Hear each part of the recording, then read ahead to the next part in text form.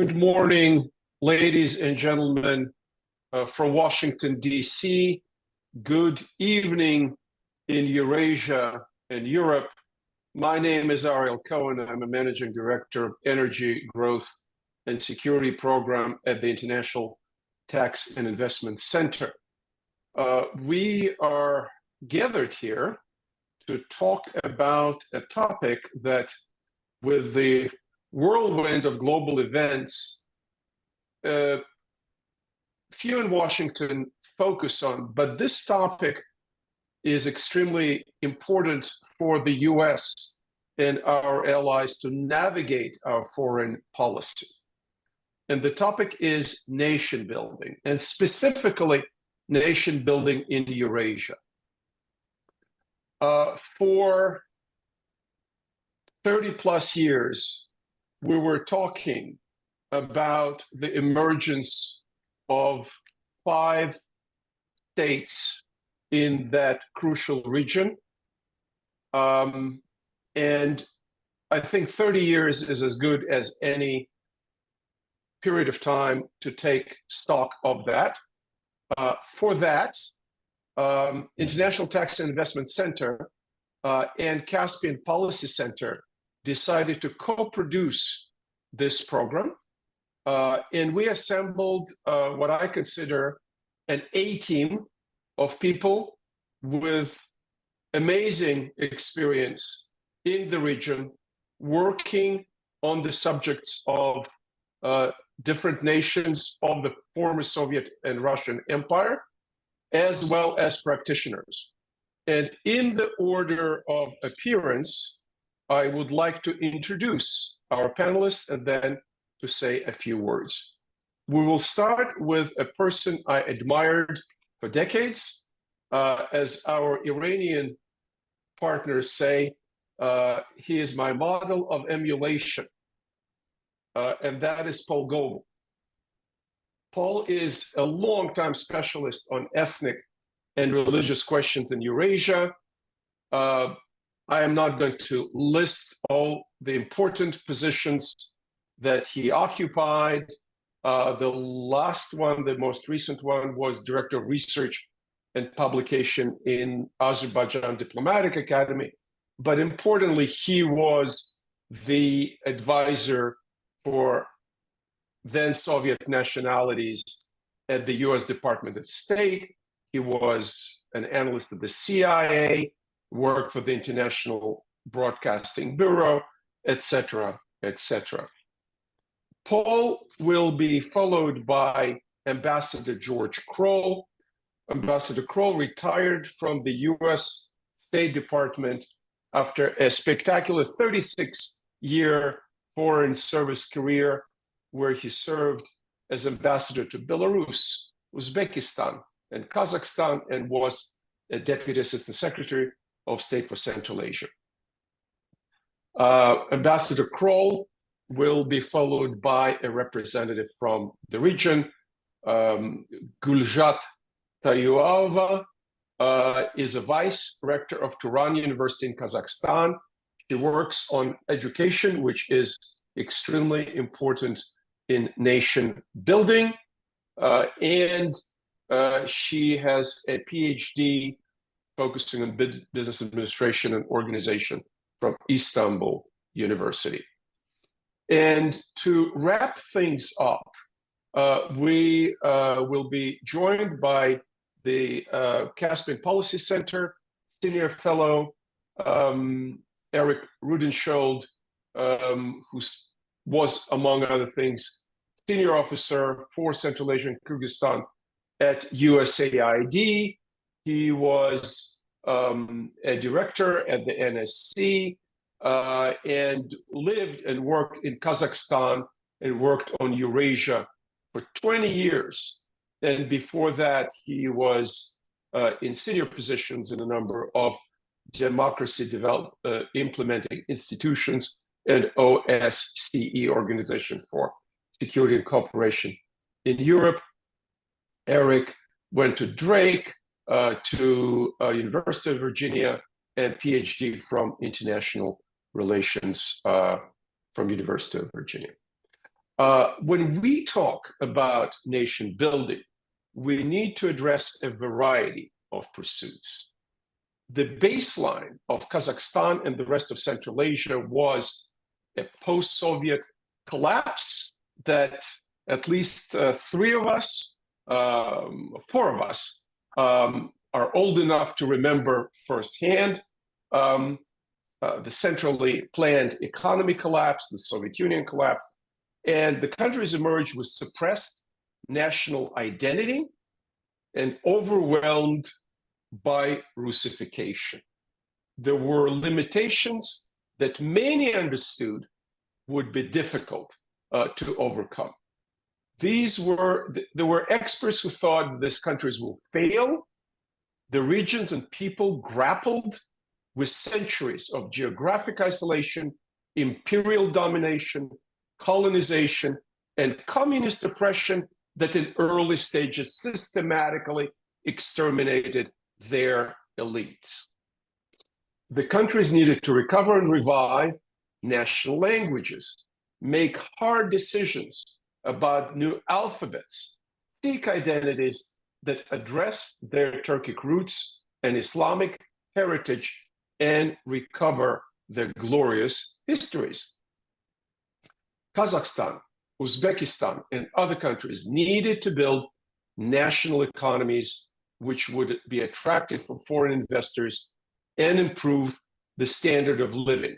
They needed to write laws, build institutions, create central banks, and float currencies.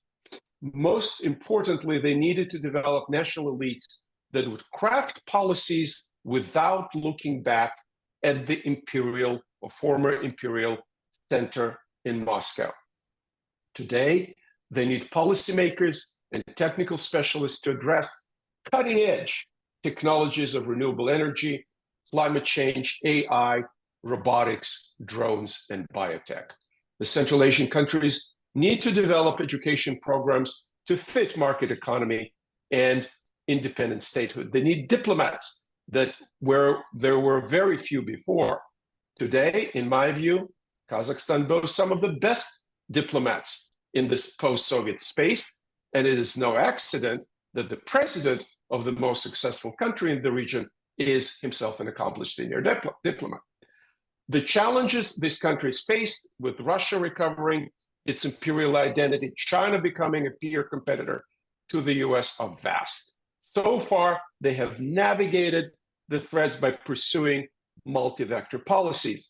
The countries also need lawyers, courts, judges who would not follow the telephone law of the Soviet era until today. Some of these countries are struggling with insufficiently independent judiciary, red tape, and corruption. We're looking forward to our panelists addressing these accomplishments and to point out the underwater reefs in the nation building, a process that never ends. So let's start with Paul and then George. About 10 minutes each, so we'll leave time for Q&A, which will happen by 10:30. Go ahead, Paul. Okay, thank you, Ariel. Obviously, the topic of nation building is an extraordinarily broad one. It embraces almost everything a society has to cope with at almost any time. I'm going to focus more narrowly on the issue of state building, the capacity of the political institutions to organize, run, defend, and advance the nation, and the people who, more broadly, the people and institutions of that territory.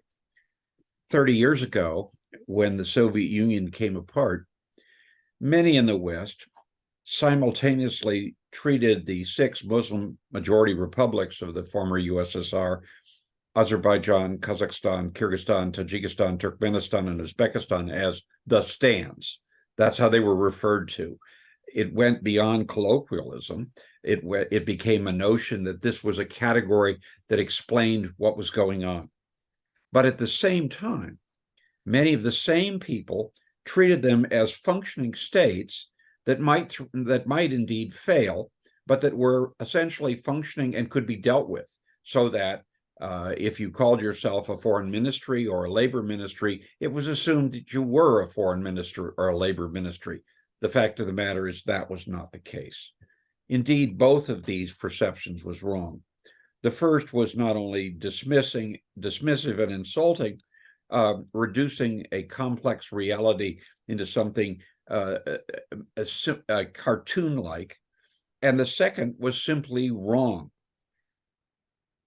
These were, in fact, former Soviet republics, but they were not yet a functioning states. And the process of becoming a functioning state, of having training, having experts, having officials capable of addressing the various problems that a country and a nation inevitably face, is no more an immediate, easy, and irreversible development than was the also facile assumption of many in the West that if people declared themselves not to be communists anymore, they weren't. That was, in fact, a huge problem, largely because it seems to me so many in the West wanted to declare victory and look away, declare a peace dividend for themselves, rather than recognizing that the events of December 1991 opened a new stage of demands on us and on the peoples of the region, rather than closed it. There was a tendency to treat this as, well, they have foreign ministries, they are states. In fact, they were not functioning in any of the ways that we would normally think of modern statehood to be.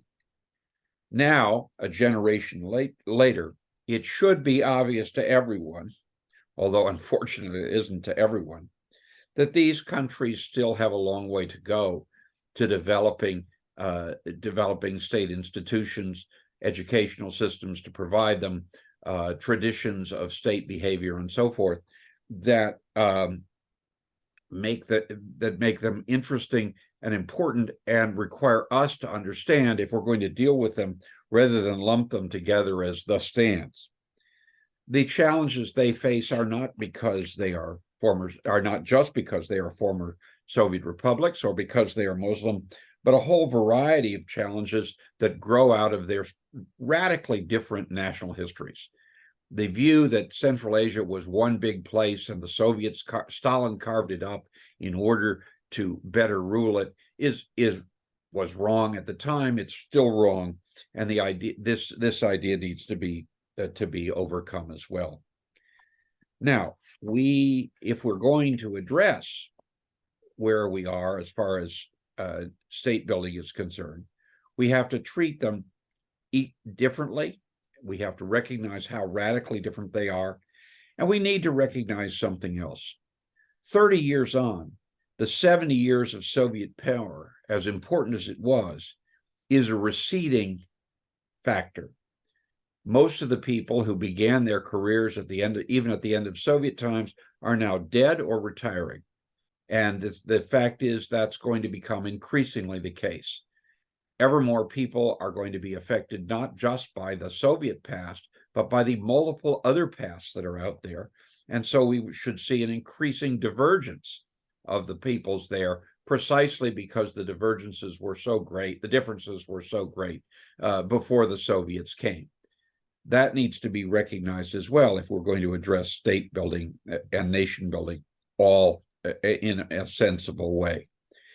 We need to recognize that moving to becoming fully functioning states isn't going to be easy for any of these places, and that it's going to be harder if the outsiders get involved without understanding that diversity of national pasts and the specific experiences since 91 that have left each of these countries in a very different position rather than bringing them closer and closer together. I very much hope they can all converge in the direction that Kazakhstan has pioneered, but I don't know that that's necessarily inevitable. And the question is, how can we contribute it? We need to recognize that a lot more is going to be done. And I'd like to just take my few minutes to point out some of the things that we need to pay attention to. First of all, we need to recognize just how varied the challenges and varied responses to those challenges have been and across the six. Second, we need to realize the positive and negative roles that outsiders have played and continue to play. You can't begin to understand nation building or even more state building in these countries without recognizing what the Russians, the Chinese, the Turks, and others, including the West, have done. Third, you need to evaluate the possible outcomes ahead.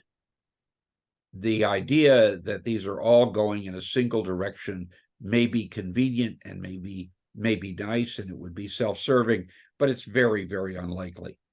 But then finally, we also have to think about what it is we would like to see and what kind of support may make that happen. Let me very quickly then go through the six, trying to highlight some of these attitudes, certainly not all of them, or some of these aspects, but certainly not all of them. And as I do so, I want to make more general points using each country's example. Azerbaijan, first of all. Azerbaijan is vastly more secular than the others. It was a secular state in 1918. It had voting for women before the United States did. It has had a difficult post-independence time because of border clashes.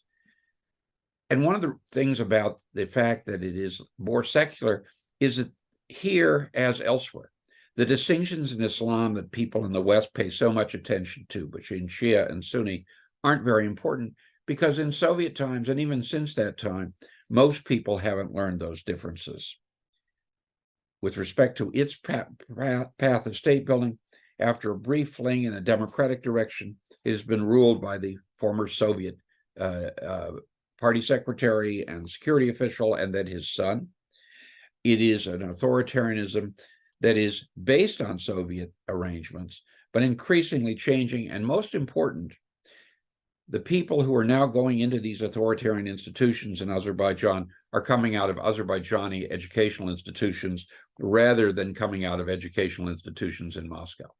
It is no accident that the current president of Azerbaijan has a degree from MGIMO. But if you look at the members of the Council of Ministers, what you see are most people are trained in Baku. And that is a change which is making an enormous difference.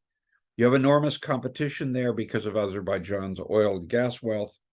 And what we're likely to see is an evolution, but it's unlikely to go smoothly. So far, we see a monarchical system, which will probably crash at some point, either when the current leader dies, or perhaps sooner than that. Kazakhstan has been the remarkable success story. I think everyone will agree with that. But again, it started with a longtime party official running things, and now we have a president who's a diplomat, who's completely different, and is prepared to behave very, very, very, very challenging to his neighbors, playing them off against each other in the best ways. We also see in Kazakhstan the rise of domestically produced officials, and we see the problems of regional administration. The regions are changing fast because population is changing. As Kazakhstan navigates the path from a Muslim-Russian parity in population in 1985 to a overwhelmingly Kazakh population now. What we're seeing is that Kazakhstan has achieved a great deal in state formation. Indeed, I would argue that if we're going to throw around the term failed state, it's more appropriate to apply it to the country to the north of Kazakhstan than it is to Kazakhstan. Can Tokayev do what he wants to do? That's a big question. There are two possibilities. There are three. One is that he will succeed.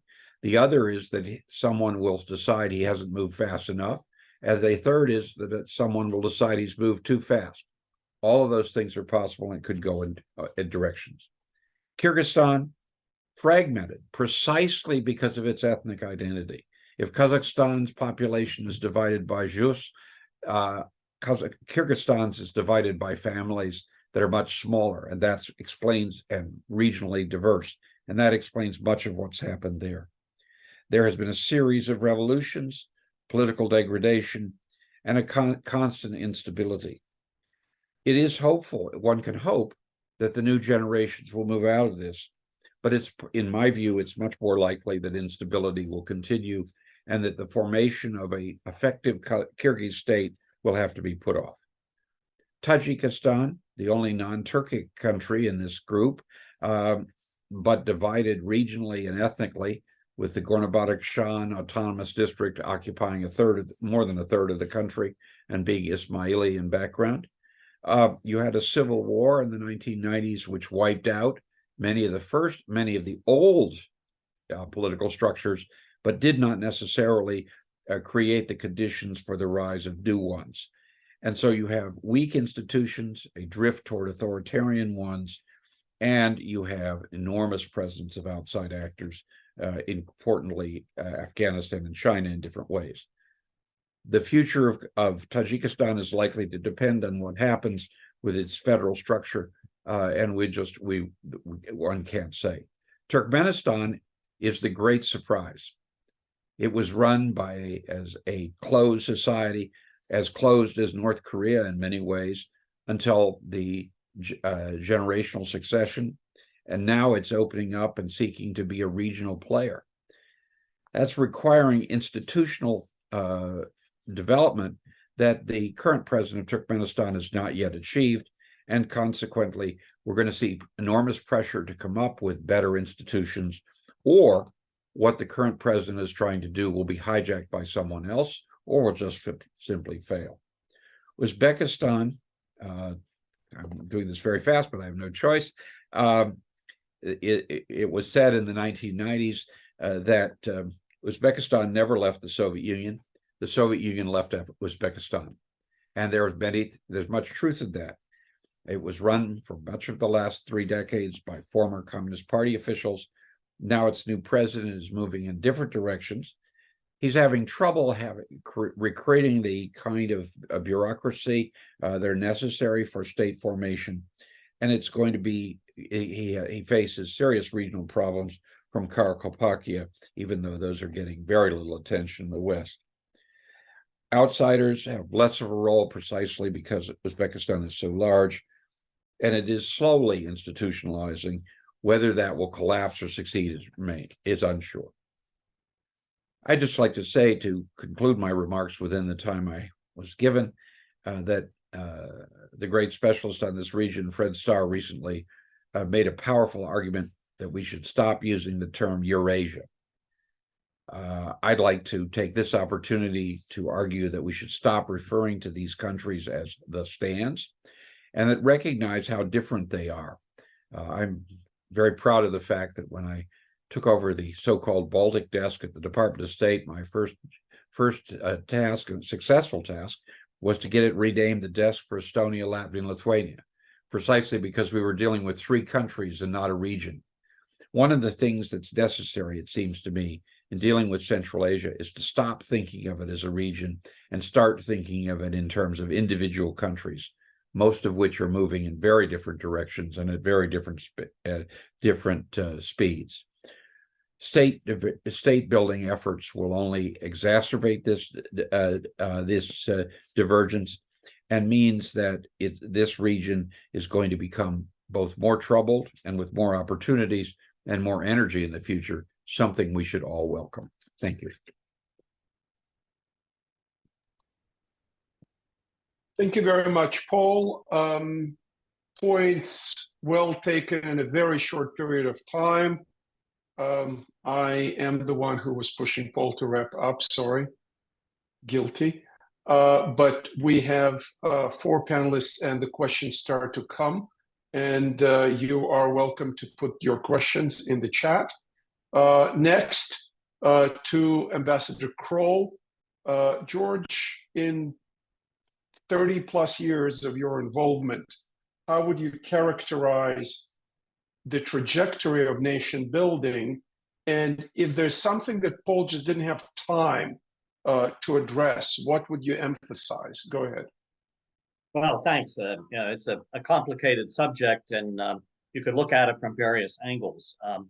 from the countries themselves and the societies themselves, and how they view their efforts and their own efforts at state building and nation building, which, I would agree are somewhat too separate, but they're deeply entwined with each other, of building state structures, but also the sense of a nation out of what were the Soviet republics. And then there's the point of view of how do you look at it from the outside. I mean, I was an American diplomat, in the State Department. I served in the region, and I could see a lot of what Paul was saying too about, the way Washington looked at Central Asia as this, group. And but we out in the field recognized that these were very different places, countries. They were moving in different directions alike as well. And you can't really use the cookie cutter approach that what was used in aid and development in Eastern Europe when the Warsaw Pact ceased to exist. And then that was transferred over to Central Asia and other republics of the former Soviet Union. And as Paul said, the matter of what state structures we were dealing with by the United States government was often when we were in the field saying, look, these aren't operating the way you think they are. But the Washington mindset was, well, they're independent. This says defense ministry, so we'll just, put a fire hose of demarches into them, when they had, like when I was in Ukraine, 3 people in their defense ministry. And this was similar in Central Asia. But what I would say is that we have to recognize, and I think Americans, but also if you're looking at it in the field, is that these states became independent not because there were independent movements inside them. I'm talking about Central Asia in particular. There wasn't an overwhelming, like you had in Saudis or in the Baltic republics, this sense of trying to restore something that was lost. This was not something where in Central Asia that there was a great expectation or an agitation in society, or certainly among the leadership, to end the Soviet Union, even though under the Gorbachev period, it was loosening up and people could speak, and you had incidents like the demonstrations in Kazakhstan that were put down, but they were expressions of a Kazakh identity early on in those demonstrations that did take place, and less so elsewhere. But when the Soviet Union, as it were, ceased to exist, these republics were then faced, and their leaderships remained pretty much intact, and as did the institutions. But they no longer got direction of subsidies from Moscow, particularly after the Russian Federation basically absorbed all of the union ministries and structures as those of the Russian Federation, and they ceased to be responsible for the other republics of the Soviet Union. And so these leaders who came out of, had been heads of their Communist Party, or had been put in many respects by Gorbachev, to be reformers and the like, were faced with something they were not prepared for, which was, how do you then act and govern as presidents, as independent states? But it wasn't a blank slate. They had all of the Soviet institutions, certainly in social control, the security services, the education systems, the healthcare systems and like. However, they were under great economic stress. They did not have economic ministries, defense ministries, foreign ministries, because these were all handled out of Moscow. So they had to create them, and they used the people that they had.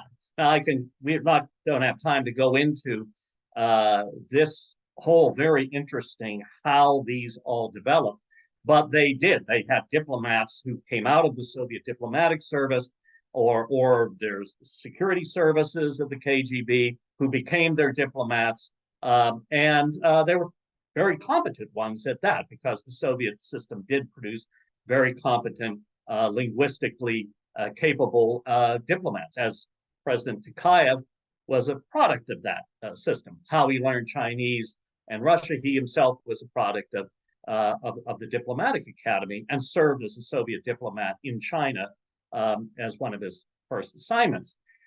However, they had to, of course, develop these And they developed them very much on the model that they were new and familiar because they were part of it, and that was the Soviet system.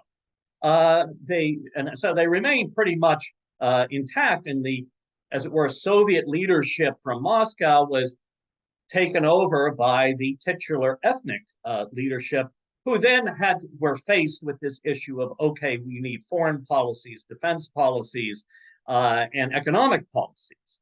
And but their instinct across the board was control. They wanted to control this in order to protect their own position, but also to this great idea of certainly their responsibility for stability and certainty in the populations. I mean, they found that there were population shifts, ethnic Russians who left to go back, or Ukrainians, Belarusians, Armenians, and the like, and this sense of creating a state for the titular ethnic, if you will, majority.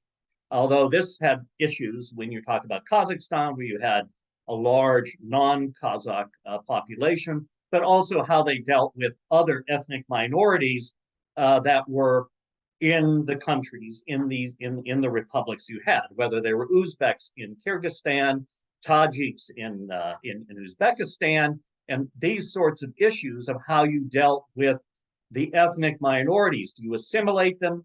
How do you create a unified nation that either accepts these people or assimilates them or marginalizes them? And they were all faced with how do you deal with that? And they dealt with it in different ways. I mean, in Uzbekistan, there had been, as I understood, 14 Tajik language schools in Samarkand, which was largely viewed as a Tajik city. But very shortly, there were 14 Uzbek schools and only 2 Tajik schools, whereas there had been only 2 Uzbek schools. So the creation of nations based upon your ethnic identity, and also the identity that was to be brought out from looking at history. Islam Karimov's use of Tamerlane, the Manas epic, the Rukhnama in Turkmenistan, as well as the gradual evolution in Kazakhstan of the great Khanate and this system of going back to the past before the Russian Tsarist colonial period and the Soviet colonial period, were all part of this nation building effort of these first leaders who had great longevity. Of course, you had the aberrations, if you will, of the civil war in Tajikistan and the like, but more or less they were following much the same patterns, although what they were coming up with were different, unique, as it were, histories, and the matter of establishing themselves as independent from one another. And that was all these Soviet integrative mechanisms and institutions like water sharing, electricity. These had been centered, many of them in Tashkent, and they all broke apart because these leaderships wanted to control the resources that were in their territories, and also setting up borders and customs, and basically cutting off communications and trade, educational exchanges, and the like, in order to form their own states. It was very, very much apparent that you didn't have Uzbeks traveling, to Kazakhstan except as migrant laborers or others. So in any event, you had very much the development of, along similar lines, of state structures where there were statist control from the top, favoring the elite. But also you have to recognize this, the peoples themselves, the publics, were accepting of this. They're very conservative, and at least in my experience out there, they wanted a strong leadership and certainty and security. There was also and I will probably finish up on this, the external efforts to try to mold and evolve, and these countries had to deal with the external ones. You had the Turks moving in. You had the Islamic world moving in to develop and build madrasas and mosques and like.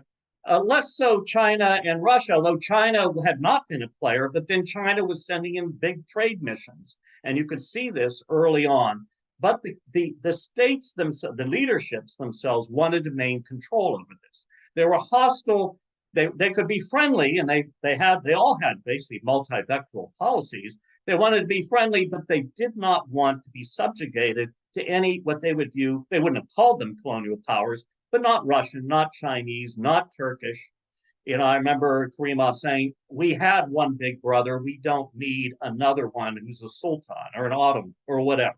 And we don't. And they would say this too: "We don't need you. Your system, Americans, that is, European. This isn't part of our heritage. This isn't part of what we are." And we can see by looking at what you've done and the results, Afghanistan, Iraq, American nation building projects, as being utter failures, and they wanted to avoid it. And many of them will point out Kyrgyzstan, where you were saying the Americans, were very active in promoting the democratic experience. Look at them. I would have many in Central Asia say, look at them. We don't want to become like them, just like we don't want to become like Afghanistan. And the pointing the finger and the like. So there's a great sense of their own feeling of protecting what they have, which has been something that will not be difficult to overcome as far as reintegrating them, either in a system, trying to be promoted from the outside, like it seems the US has always been trying to do, not successfully, because the states are not really that interested in it. They pay lip service to it. But you have the issues of a growing generation that have grown up under a national system, not the Soviet system, and they have to be concerned about growing nationalism. Also, they're very ambivalent about Islam, and this can be a unifier, but it can also be a dividing aspect. And this is something they have to deal with, and they've been dealing with it with control, repression, etc. As well as economic opening up free markets. You lose control. They don't want to do that. That is the leadership's, but they want to be a part of the global system, so they have this kind of hybrid way of dealing with it. I would say some of the dangers is climate change, because water is becoming scarce. How are they going to work on the matter of sharing water when it's becoming scarce and countries depend on it, like Uzbekistan and Kazakhstan versus Kyrgyzstan and Tajikistan? So you have internal domestic things that are developing that can be destabilizing, but also these external shocks over which they may not have control, like climate change, which then could lead to conflicts over territory and population.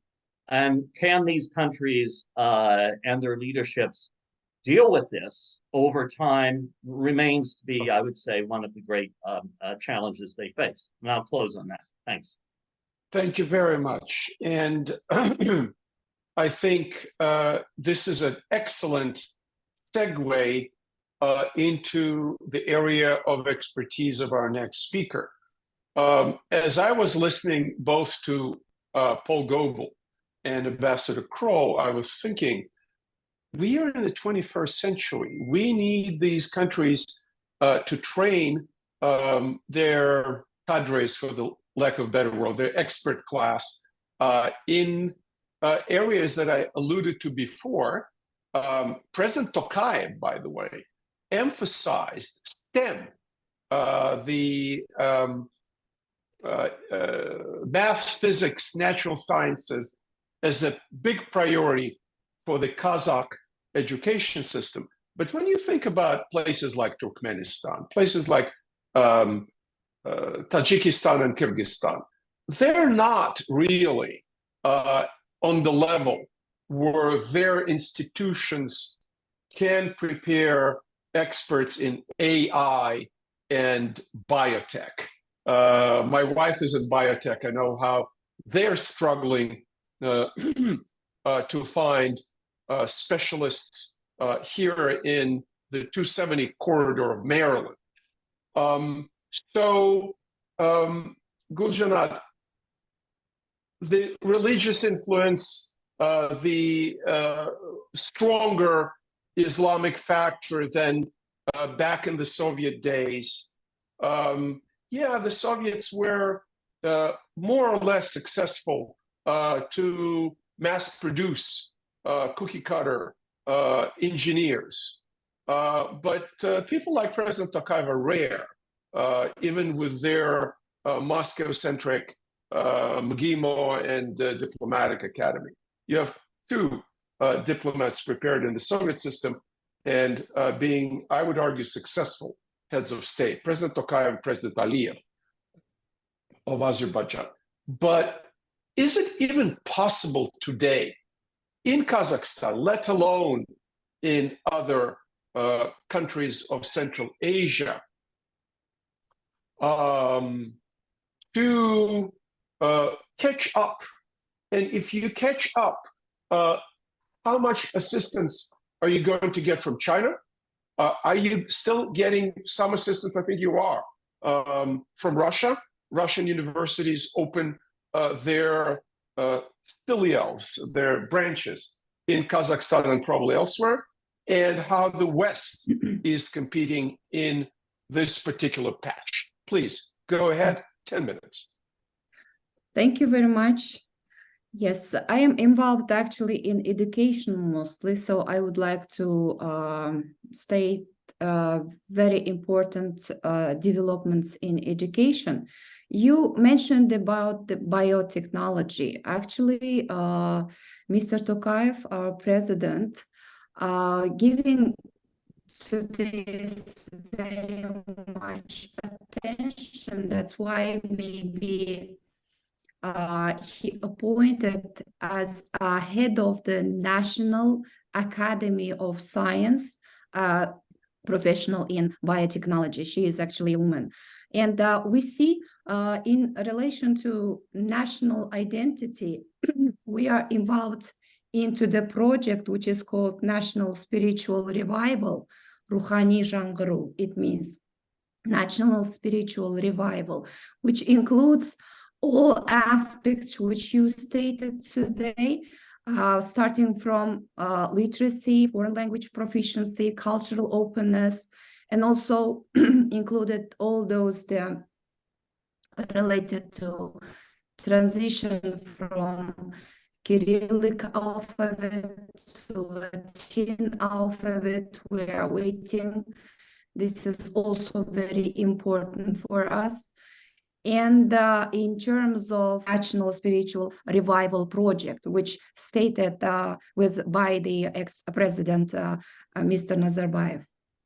In terms of educational development, we see that Kazakhstan has actively involved to integration of its educational system into international frameworks, in increasing quality of education and promoting academic mobility, and also fostering collaboration with global educational institutions. We adopted elements of Bologna process and align our higher education system with European standards.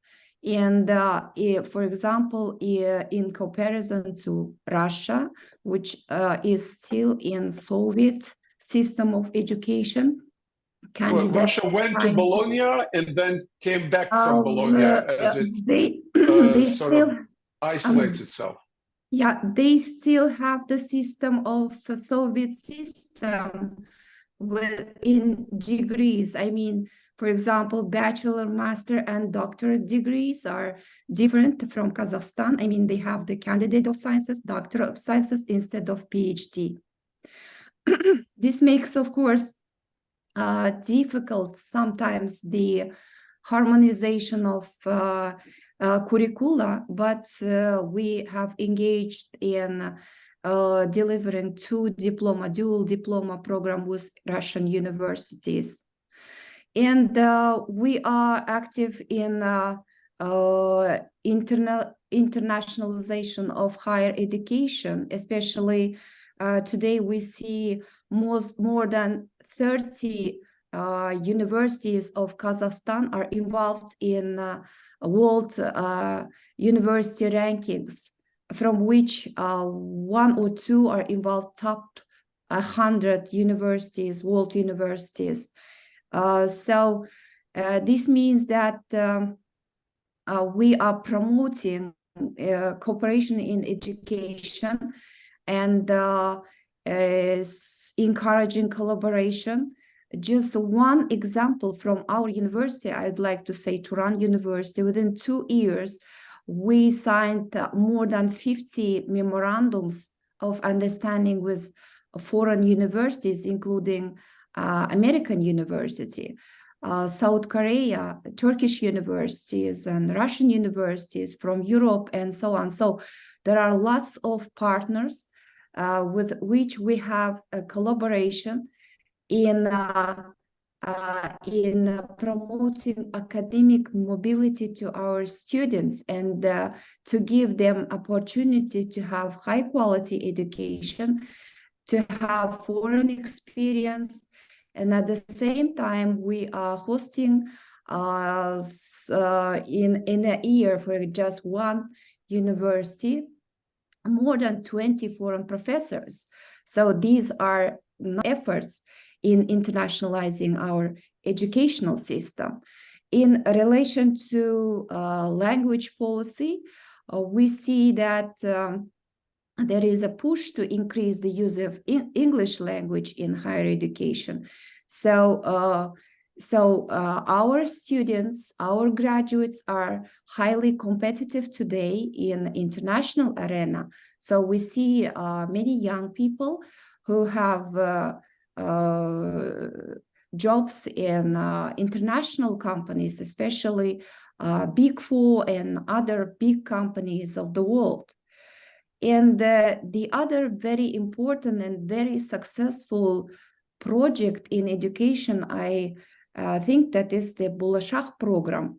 Around 15,000 alumni and graduates of this program exist, which started from the just after the collapse of the Soviet Union from 1993, and government granted these young people and sent to foreign countries, for all countries of the world. So, for example, now I am at the George Washington University as a visiting scholar, and with me I have 16 colleagues at the same time who sent by our Ministry of Education and granted by our education.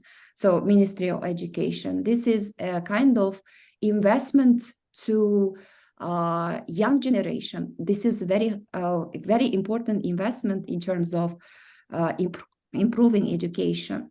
And we have also actively participate in international exchange programs, Erasmus Plus in Europe, Fulbright in America, for example.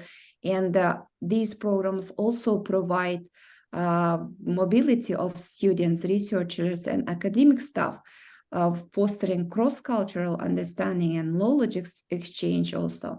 And in terms of this, many of our staff also have the research collaboration. And we see the modernization of curriculum of which are aligned to international best practices. And sometimes we face especially in the involvement of world university rankings, I faced a question, for example, quantity of first generation students. Quantity of first generation students means that that student is the first student. Gulshanat, your connection is floating up and down. Family which has the degree or going. Can you hear me? Yeah, but it's on and off. It's on and off. Yes. Yeah. Okay. So, for example, first generation students, so we couldn't ask this question because 100% of all family members are educated, so they have a high education degree. So this means that especially in relation, I would like to say the involvement of women in education also. today we see that 50% of women are in the top positions in the country, so in administrative positions in the country. In relation to, these are all in comparison to other states in the Central Asia, and also in comparison to other countries in the world. So if we say in comparison, around 580,000 students right now we have who are studying, from which 90,000 are granted by Ministry of Science and are educated. They have a free education, and from which actually the more than half are women. So these are important negative sides related to maybe something there to related to, I don't know, regional issues, religious issues, and so on. In relation to education, we have a lot to say in terms of success, in terms of progress, in comparison to other states in Central Asia, and in comparison to other states, I mean, Muslim world and Turkish world, and so on. So this is, but we of course see the lack of other possibilities which should be developed. For example, you mentioned about the transition, about our intention to move from Cyrillic to Latin alphabet. And this is very important. This is my thought. I think that this is very important because previously we had around 35% Russians in our country. Now we have 16%, around 16% Russians in our country. And each year we see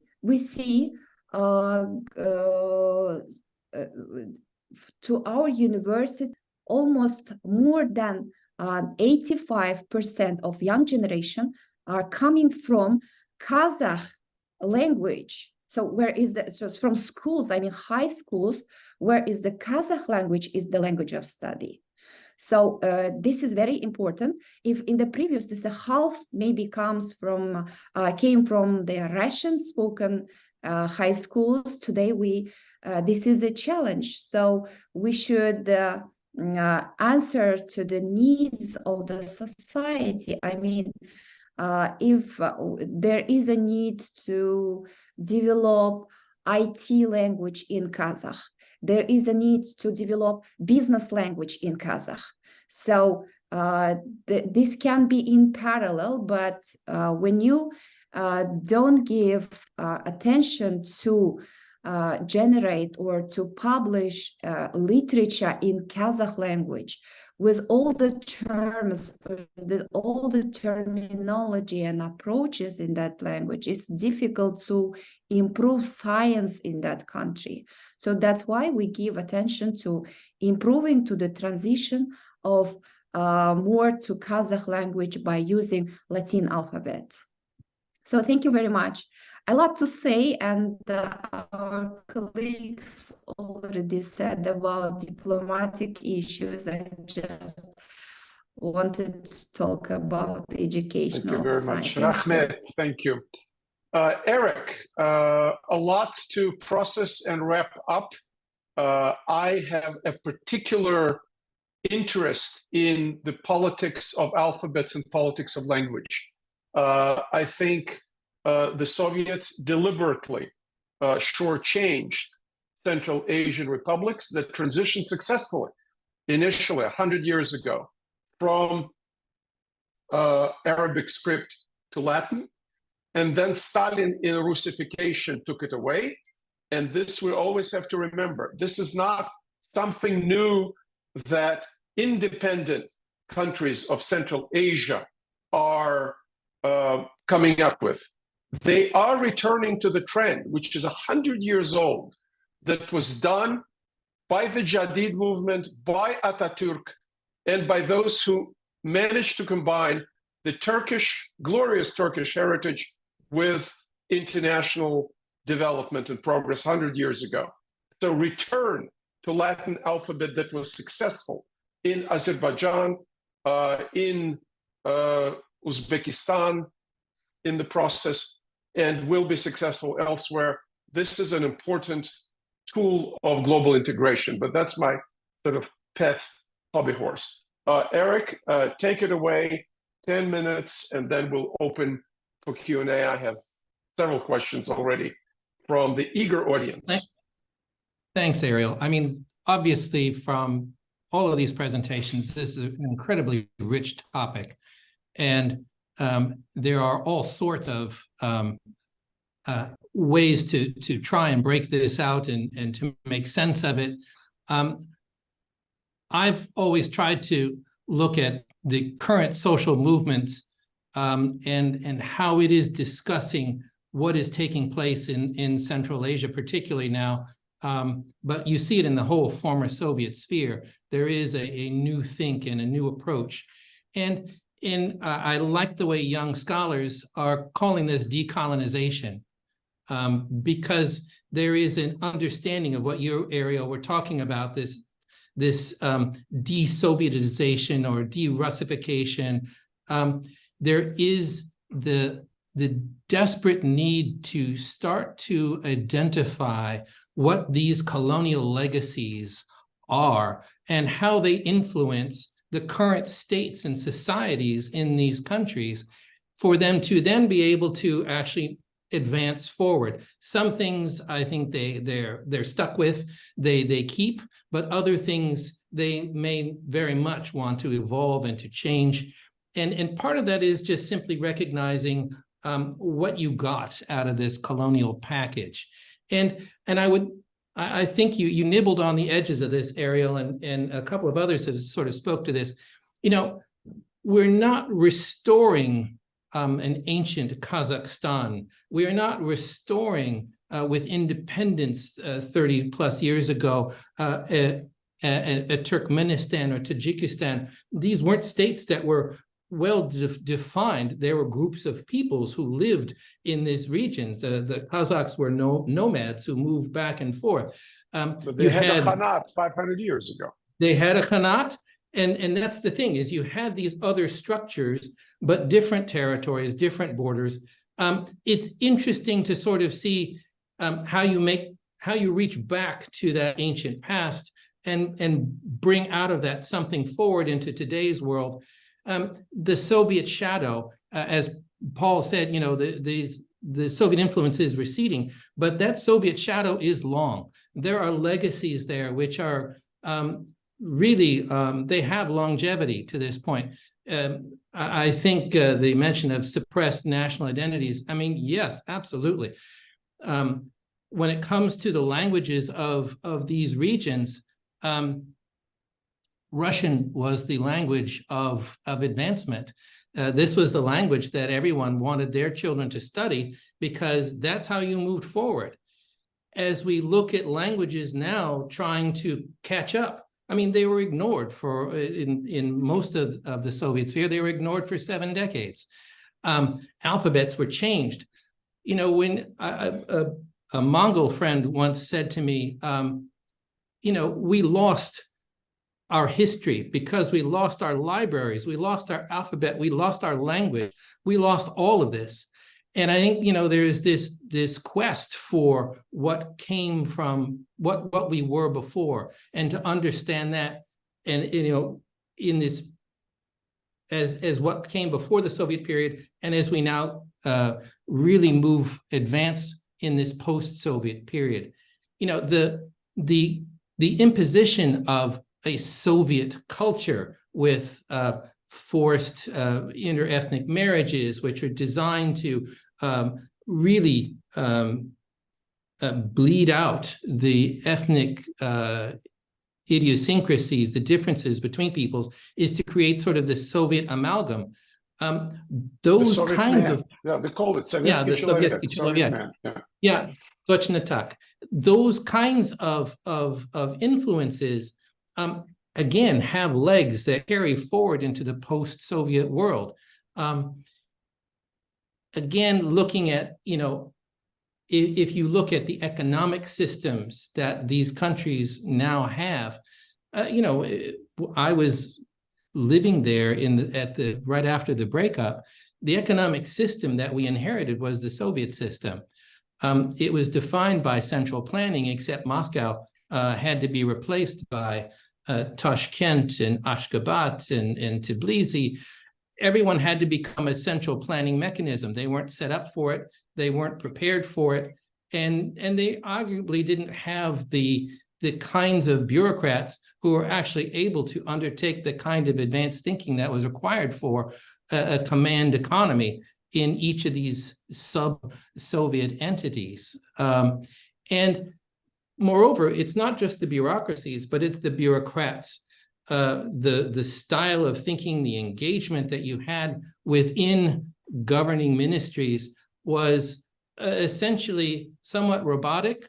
Any kind of independent thinking or initiative was not encouraged in those structures, and as a result, you ended up having not very adaptive procedures and processes for how ministries function in a post-Soviet world. That has huge implications, and it's taken a long time for these countries to try and evolve away from that kind of legacy. The rule of law system, the juridical system, just starting off with guilty until proven innocent, but if you're arrested, you're presumed guilty. One could say that's Code Napoleon, but it is a legacy that comes from the Soviet system that comes forward that is the competent organs do not make mistakes, comrade. Yes. Yeah, exactly. And so how do you change that? How do you get a civil society encouragement enough to engage a government when you could be arrested, you could be charged with something, and there is a presumption of guilt? I mean, all of these legacies are significant moving forward, not the least being, of course, the borders and the divisions of populations, and where we see exclaves and enclaves, and so many of the challenges that we saw in the early 90s, we see coming forward today, continuing. So let's flip that on its side. You look at decolonization and understanding what these legacies are. How then do you talk about state building as it was described by Paul versus nation building, but state building?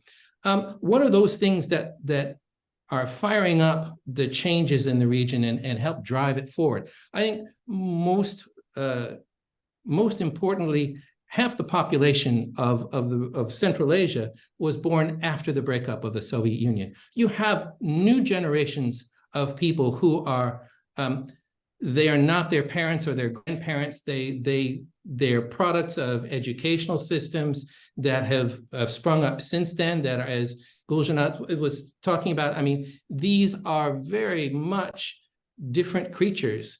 And we've seen real advances in education, and we've seen the desire to move forward with the primacy of titular languages in all of these countries, and seeing that actually learning Kazakh, learning Turkmen is a language of English in your country. And English. We're seeing. Yeah, I mean, other languages, yes, but as secondary languages, not primary languages. I mean, I don't know how many Kazakhs, Kyrgyz that I met in the early 90s who, knew a few words in their native language, but Russian was their mother language. And, they could say a few things, start a conversation, then they would immediately shift to Russian because they didn't know anymore. That's changing. That's being thrown on its head, rightfully so. And you're seeing a battle between national broadcasters in all of the former Soviet regions actually trying to gain more time for their own titular language broadcasts and not having a reliance on Russian language broadcasting. And I think what's interesting is we see the shift towards native languages. We're seeing also this ebb of Russian language in schools and the ability of people. I mean, yes, there are some countries that have large numbers of large numbers of labor migrants, particularly Central Asians, who work in Russia, and so learning Russian for them is important to be able to work in a foreign country. But it's becoming less the rule and more of an exception, and I think that's an interesting process. You know, we've talked about we've mentioned Kazakhstan a number of times, and I think what's happening there is also quite interesting. You know, you mentioned before the idea that we have these multi-vectoral policies. Well, I mean, those policies came in place after Russia's first invasion of Ukraine. I think that pretty much frightened a number of countries, and Nazarbayev was the loudest initially, to sort of say, well, you know, we are not tied to one country. We're our country in a neighborhood of other countries, and we do business with everyone. There's this effort for multilateralism, which is interesting. And then you hear this in all of the other countries starting to say, yes, this makes sense. I think what we've seen, particularly with President Tokayev of late, is kind of a fascinating evolution of the Kazakh leadership moving forward. His articulation in St. Petersburg 2 years ago that Kazakhstan does not support Russia's occupation of Ukraine, of Donetsk and the occupied territories. He's saying that in front of Putin on national television in Russia. Fascinating shot across Russia's bow. His speech recently in Kazakh to the Russian leadership, to Putin and others, shocking, and yet an incredible articulation of Kazakh nationalism, of basically the president of a country articulating leadership very, very purposely on national television. His cancellation of Victory Day parades in 22, the yurts of invincibility, where we're seeing Kazakh business nationalism supporting Ukraine. You're seeing sort of this evolution. I think probably the most interesting thing this past week, just a couple of days ago, the opening up of the secret archives in Kazakhstan. These are huge decisions that are enfranchising people to look back and to actually look forward. By looking back, you can actually understand where you are today.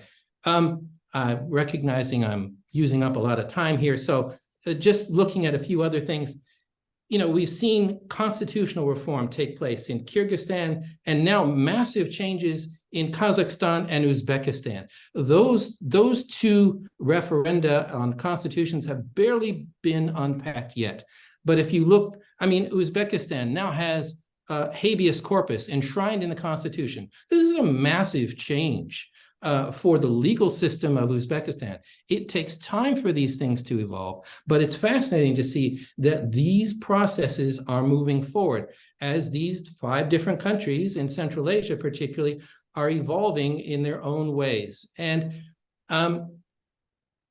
I say that they are evolving differently, but probably the most interesting thing is we've had major leadership changes in 4 of the 5 countries. And with those changes and new populations, we're also seeing more comfort among these countries in being able to work with each other, not competing so much against each other, but actually having the comfort is probably the easiest word, that the presidents can work together, that these countries can actually cooperate with each other to achieve things that help the region, which actually helps them individually. That's an evolution, which I don't think we would have predicted 10, 20 years ago, even 5 years ago, would we have seen so much movement where, you know, we've had a series of summitry between the Central Asians and pretty much everyone. We see all of the presidents of these countries becoming much more aggressive in going after foreign direct investment. And economic growth is probably the key challenge that all of these countries have to face moving forward. Climate change, as noted, is a huge challenge. It's water, it's the ability of the countries to grow food, to sustain their populations within where they live, or we will see migrations. We've already started to see movements from the countryside into cities. Cities are growing larger, glaciers are melting, there's less water. Social engagement with governments, challenging governments. We've seen this in Kyrgyzstan, where there is an active civil society that is engaging and questioning and pushing government. The Kyrgyz experiment continues. I think we see more interest and engagement by civil society in all of the countries of the former Soviet Union. And I think that's very, very important, because it's important to challenge governments to flip what was the Soviet legacy of people serve the government actually to a post-Soviet legacy of governments serve people. So I'll leave it at that. There's lots more to discuss because this is an amazing area of discussion. Thanks. Thank you. And some of the issues that were raised, I think, need more exploration. One of the points I was making to myself, scribbling, that there is a continuity or continuum of colonization between the Russian Empire and the Soviet Union that included modernization. It was a meat-handed modernization, but I remember being recently in Bukhara and Samarkand, and people were saying that here in Samarkand, the first hospital, the first high school were brought by the Russian Empire in 1880s. And initially the Uzbek, or in Samarkand, Tajik upper class did not want to send their girls to the school. First, these were the non-local, non-indigenous people, Russians, Tatars, Germans, who went to that high school. And later on, the Tajiks and the Uzbeks. So not everything was absolutely horrible. The destruction to the fabric of the society of the first 30, 40 years of the Soviet regime was particularly horrendous. Not being indigenous, but I lost my own grandfather to Stalin's purges in Almaty. And I can only applaud to President Tokayev's move to open the archives when in Russia the archives are being shut down again.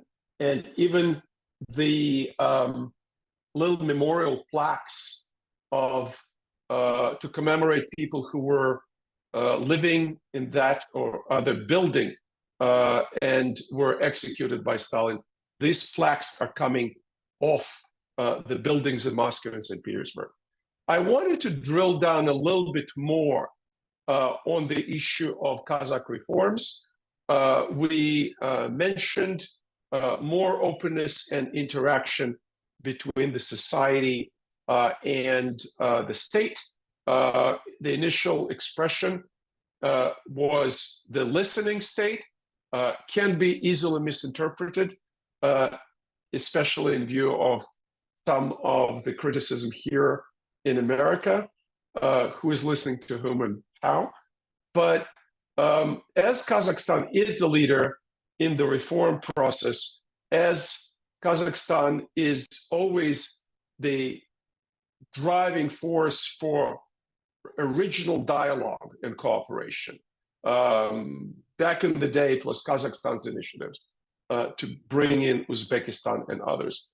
And as Turkmenistan is opening, I want to ask the panel, how do you see the Kazakh reforms, and are they an example to other countries? Can I ask to this question? Sure. In relation to reforms, we see that Kassym-Jomart Tokayev, our president, has initiated several reforms across various sectors. For example, this is very important one. He mentioned about the dialogue reforms. He established national dialogue platforms such as People's Council to engage citizens in discussions about political and social issues. And the other very important one, in my opinion, is the decentralization of decision-making. Here we see the efforts to involve young generation, young people. Here, this is important, young generation, not Soviet mentality, with Soviet mentality, old generation. Today, we have ministers who are between 40, 50 ages old. So this is a progress in terms of, you know, this is a kind of unique feature that distinguishes Kazakhstan maybe from other countries in Central Asia. So we see in the government organizations, state organizations, and also in non-governmental organizations, all young people who are well educated and who has the actually foreign education in foreign countries. So this is a kind of progress we see. This is a reform, and this is very important one. So in terms of always we are mentioning about the corruption still exists. We see the existence of corruption. It's difficult to overcome this issue, but we see that our president also implemented anti-corruption institutions and the anti-corruption mechanisms even at the universities, at the educational and also governmental organizations, and intensified efforts to combat corruption. And we see the transparency and accountability in various sectors. And economic diversification, we see reduced dependence on natural resources, promoting innovation, supporting small and medium-sized enterprises. There are central and decentralized institutions related to the development of small and medium-sized enterprises. And also within that, there is a given attention to the women's involvement in small businesses. So this is another, so there are some financial loans given to women, especially who are under a specific amount of, to finance their business, for example. We see such kind of Gulzhanat, let's bring other panelists on this important topic. And we have like 10 questions. I'm afraid we won't get to all of them because that will be one question a minute. But let's keep our answers a little bit shorter, and let's address it real quick and move on to other questions. Which if I could jump in, of course. One of Tokayev's incredible developments is that before he became president, 1/3 of all the heads of the regions in Kazakhstan had immediately preceded service in the capital city. Now, the percentage of people who had the regions who had service in Kazakhstan has dropped by half, and that 80% of them had spent all or most of their career in the oblast they serve. There's a fundamental change in public confidence and arrangements. It's worrisome in terms of possible regional challenges, but it's a major shift that is going to change Kazakhstan enormously in the future. Very good. George, yes? I would just comment as somebody that's, been in the region for, dealt with it for, 30 some years and everything, is that all that glitters is not gold. And I've seen and heard unveiling of so many programs and reforms, constitutional changes, and they've all been hailed as this was going to be fundamental change, etc. But in the countries themselves, at least many number of people that I've known there, they're rather skeptical about what will be the real effect of this, of these reforms and all these things. A lot of this is generated by the state from the top down. And if you have talking to people that are still in a beleaguered civil society, if you will, that are independent of the government, they would like to play a role in this, but the government wants to circumscribe and say, this will be your role, but you have to be supportive of our approach. And I think in Kazakhstan and elsewhere, it remains to be seen, really, is there going to be a real confidence that these reforms will, at the end of the day, deliver? Again, they are, on paper, significant. You talk about, the issue over, turning or decentralizing, having the parliaments be more effective. It hasn't happened. There have been name changes, things of this nature as well. So I think we have to be sort of a little judicious about how we define these things. And in a way, the jury is out as to really how significant these reforms are. And I think there's a fair amount of skepticism among certain quarters in these countries themselves. Right, but also some of our audience made a point that we are trying to be American-centric. We're applying Western and American standards to an area, as that particular questioner pointed out, is historically Western Turkestan. These countries were not on the map 1,000 years ago, but different branches of Turkestani, if you want, super ethnos, as the Russians would say, great nation of Western Turkestan, were there. And the commentator there made a point, we should not be so America-centric, which is an interesting question. I would agree. Given our recent experiences in Afghanistan and elsewhere. But I want to move on. Three people asked questions about Turkmenistan. How is it opening up? John Roberts, who's a friend, is asking why Uzbekistan is buying Turkmen molecules via Russia and not directly from Turkmenistan. What is the significance of opening up?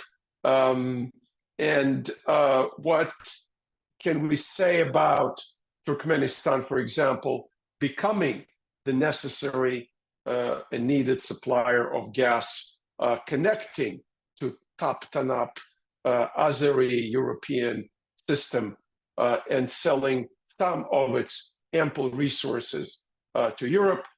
In my opinion, if they play their cards right, Turkmenistan can be Qatar of Central Asia, can be super rich and attractive. And there's a lot of work to do there. Who would like to start? Go ahead, Eric. Let me just barge in if I can.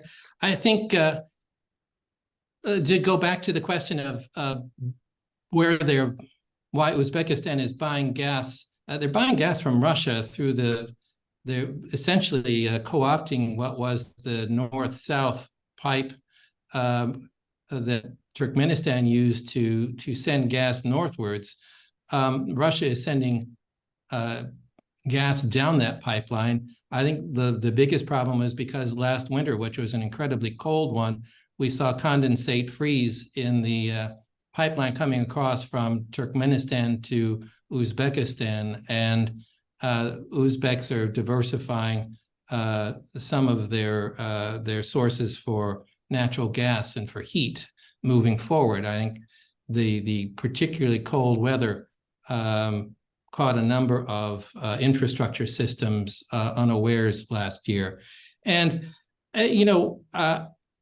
I've been a proponent of cheerleader for Turkmenistan being able to bridge the Caspian and to reach across to Azerbaijan. I think what's interesting is we've heard articulations both from the current and former president very recently that they are open to this. I think, again, the times they are changing. Europe has sent mixed signals about its desire for transition to green energy. Gas is a transitional fuel. I think we just saw the Netherlands sign a long-term deal with Shell for the supply of gas. Europe is recognizing that it's going to need gas for quite some time. If they're going to replace 140 BCM of Russian gas, they need other sources. Turkmenistan is a natural for this. And the technology of moving it, even an interconnector, is fairly simple, but it would be a major step forward and certainly help be a precursor for economic sovereignty for not just Turkmenistan, but for the larger region by creating these new avenues for engagement. I think one thing you've got to remember is 2 or 3 years ago, if we'd been talking about Turkmenistan, we'd been talking about the fact that there were serious food shortages in the regions and even in Ashgabat, and that there were concerns that there could be food riots, that the rationing system was not working very well. There were people who were being essentially pushed toward starvation.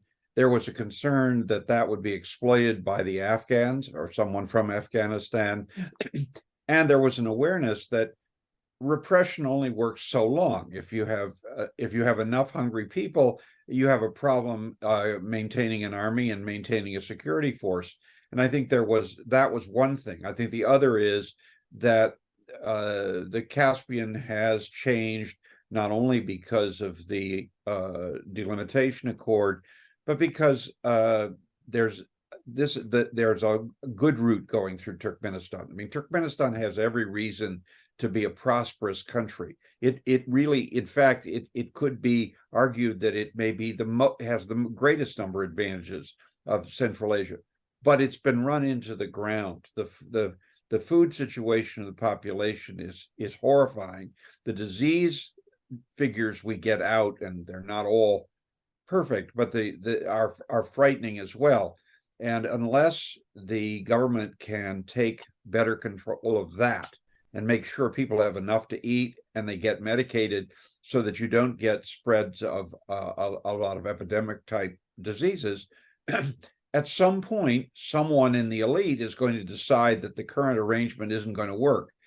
Opening the door to across the Caspian is a good way to get some of the money that you can give some fraction of to trying to address the problems of the population. Couldn't agree more. Again, just for a second, Turkmenistan is invested in this major port, which connects the roadways for Belt and Road Initiative, but also other roadways. And that port has 3 times the capacity of Kazakhstan's Aktau port, but it is still missing some of pieces that will connect it to across the Caspian. But these are the kinds of things that we're seeing real change happening in this region, and particularly for Turkmenistan. Okay, we have a minute for the last question, and I'll combine from our participants 2 questions, and that will be, please keep it short, and then I'll just wrap up very quickly, and we will bring it to closure. I think it was a rich discussion. The question is about external influences on nation building and state building. The first one, which one of the questioners was very persistent and asked, is the Turkic question, the Turkic influence, Turkic Union, connections with Turkey, etc. The second question from another questioner whom I know is about China and the Chinese model. How these countries that are sandwiched between Russia, China, Afghanistan, Turkey in the West, but still a serious influence, how can they manage that? How this will influence their future in 30 seconds or less, please? Who wants to start? I'll start. George? I think by reaching across the Caspian to Turkey, Central Asia, it connects to the Caucasus, it connects to Turkey and Europe. It provides the opportunity for this region to become, at the end of this trade corridor, a major hub. It can trade north, south, east, and west. I mean, they're going to do business with China. They're going to do business with Russia, Iran.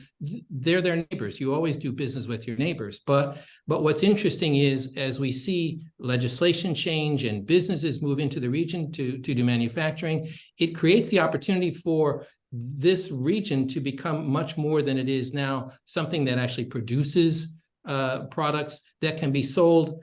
And again, the hub and spoke system, I think, is something that we've heard leaderships in these countries talk about. And I think maybe we're in the beginning of that next phase of development.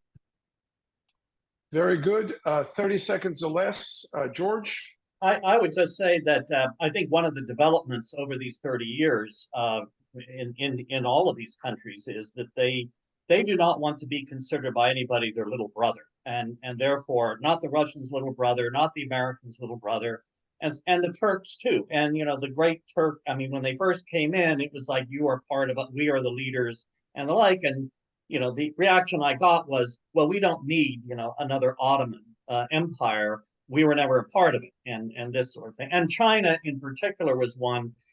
There is a certain admiration, but a fear of China, and not wanting to be engulfed by China and to be simply a colony or a resource base for China. So they've been very assiduous and I think extremely successful in managing these relations with all these powers and neighbors. One thing is look at geography. Caspian Sea, you got Iran and Russia as the major powers there. They will have a say in anything that goes across that body of water. So the Middle Passage has to keep that in mind. Thanks. Well, I think this pretty much sums it up. We unfortunately are out of time. Thanks to Guljanat, to Paul, Eric, and George. Thank you very, very much to CPC. I think we have the first and very successful experience, and hopefully more to come. Really appreciate Evgen Nifty, the CEO, Haley, Josephine, and others. Thank you very much to Wesley Smith, Wesley Hill, who despite some complications is on board in supporting this event. And thank you all for logging in from near and far. More events to come. Appreciate it. Rahmet, and all the best. Thank you very much. Thank you.